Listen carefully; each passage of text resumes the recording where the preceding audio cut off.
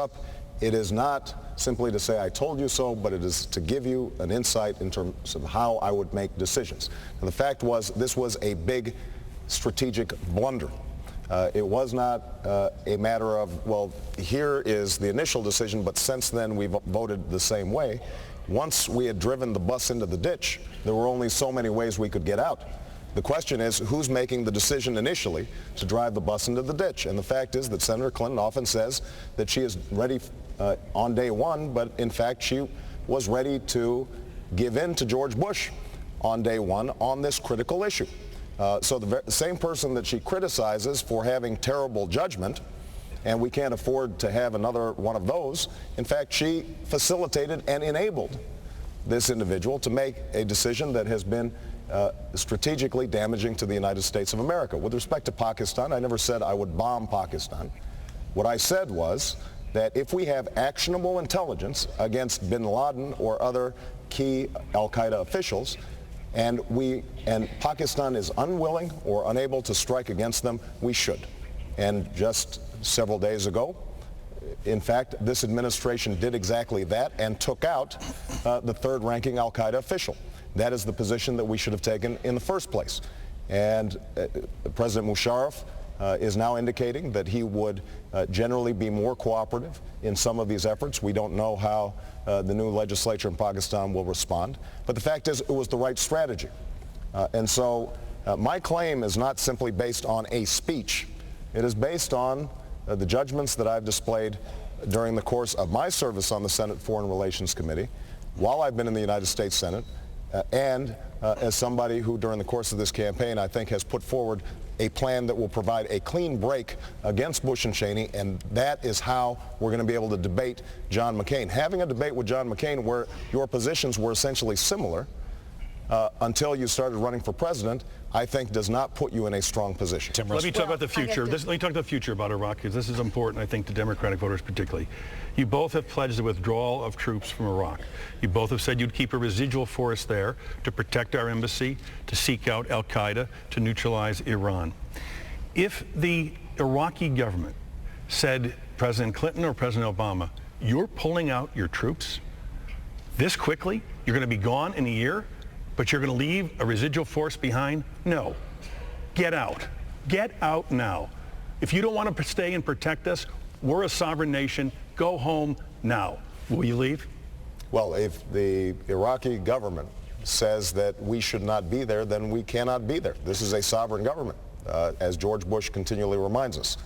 Now, I think that we can be in a partnership with Iraq to ensure the stability and the safety of the region, to ensure the safety of Iraqis, and to meet our national security interests.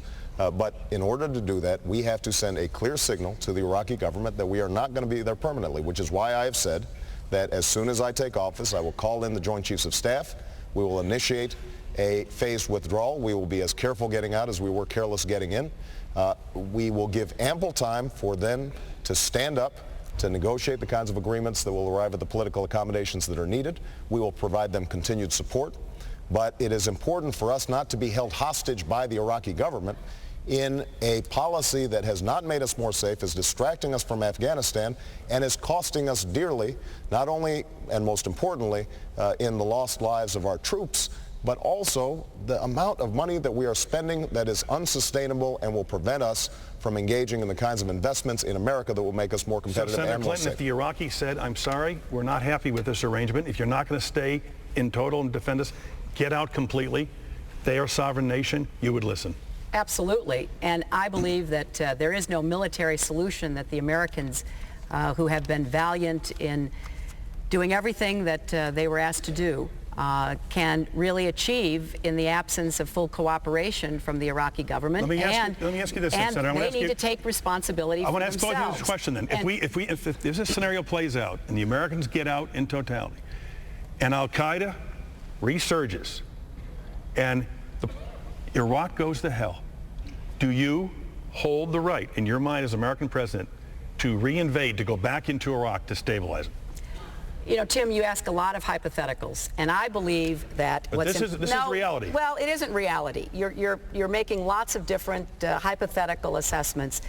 I believe that it is in America's interest and in the interest of the Iraqis for us to have an orderly withdrawal. I've been saying for many months that the administration has to do more to plan, and I've been pushing them to actually do it. I've also said that I would begin to withdraw within 60 days based on a plan that I asked begun to be put together as soon as I became president. And I think we can take out 1 to 2 brigades a month.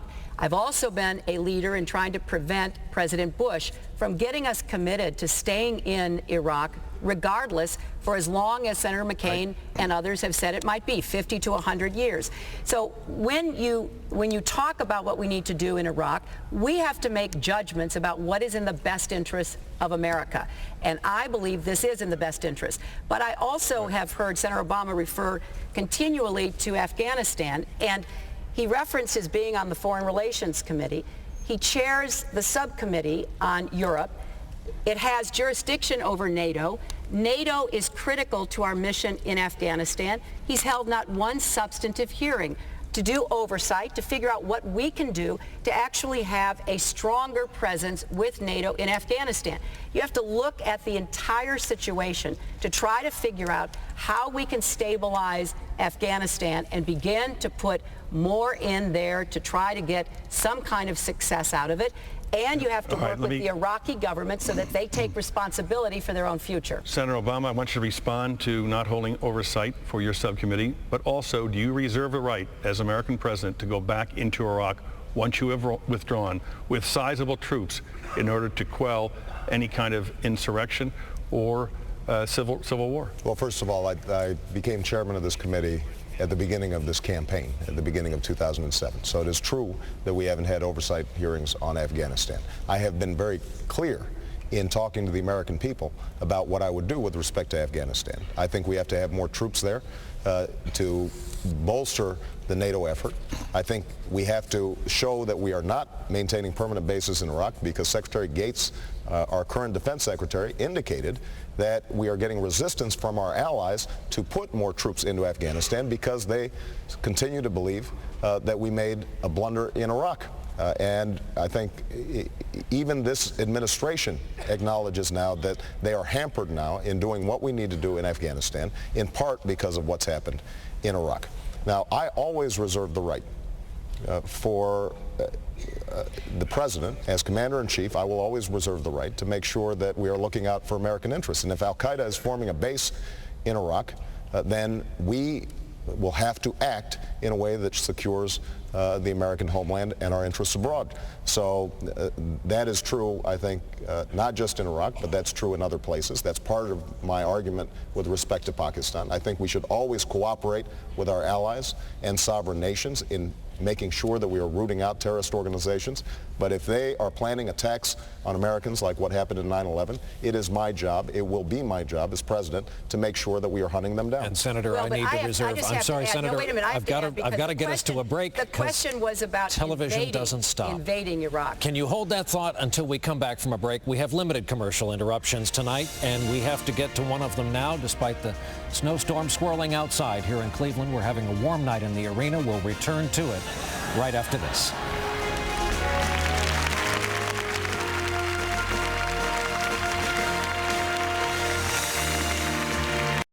This is a Decision 2008 special. The Democratic presidential candidates debate continues. Here again is Brian Williams.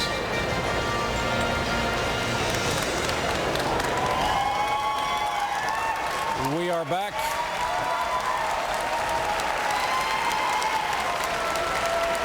And because our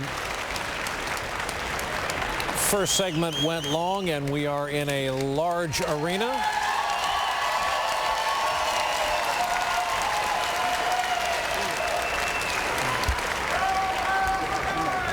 we are just now welcoming back both of our candidates to the stage and asking our cooperation of the audience. We're back live tonight in Cleveland, Ohio. Senator Obama, we started tonight talking about what could be construed as a little hyperbole. Happens from time to time on the